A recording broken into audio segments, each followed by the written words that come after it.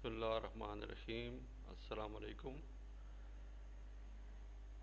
منافق کیا ہوتا ہے؟ منافق تو آپ کو پتہ ہے کہ ہمارے پاس تین گروپ ہوتے ہیں۔ ایک تو مسلمان ہے یا مومن ہے، دوسرا جو گروپ ہے وہ کفار کا ہے یا مشرکین کا ہے، اور تیسرا گروپ منافق کا ہے۔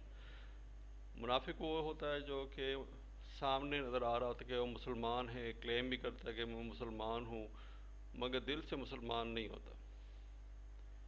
تو منافق کی نشانیوں میں کہا گیا ہے کہ منافق وہ ہے جو کہ جھوٹ بولتا ہے، جب اس کے پاس امانت رکھی جائے تو اس میں خیانت کرتا ہے، اور جب کوئی مسئلہ ہو تو اس میں لڑائی جھگڑا ہو تو اس میں گالیاں بکتا ہے۔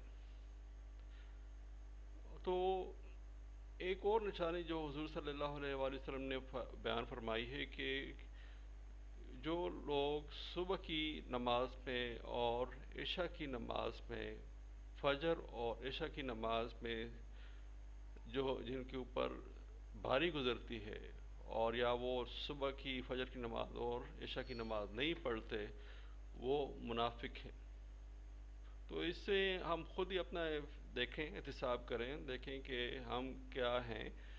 کیا ہم بھی صبح کی نماز نہیں پڑھتے اور عشاء کی نماز نہیں پڑھتے؟ اور اگر ہم مرد ہیں تو مرد حضرات کے لیے تو یہ ہے کہ وہ جماعت کے ساتھ پڑھیں، تو جماعت کے ساتھ پڑھنا ضروری ہے، فجر کی نماز اور عشاء کی نماز۔